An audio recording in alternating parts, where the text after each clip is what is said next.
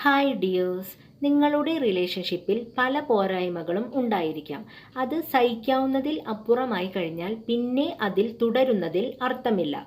ചീപ്പ് sentiments ഒന്നിനും ഒരു പരിഹാരമല്ല. എപ്പോഴും ലോജിക്കായി തീരുമാനം എടുക്കുക.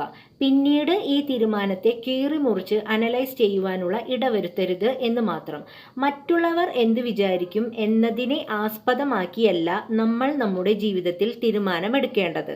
നമ്മുടെ നല്ലതിന് വേണ്ടിയാകണം. ഇൻഡിപെൻഡൻ്റ് ആയി നല്ല തീരുമാനങ്ങൾ എടുക്കുവാനും ജീവിക്കുവാനും പഠിക്കണം.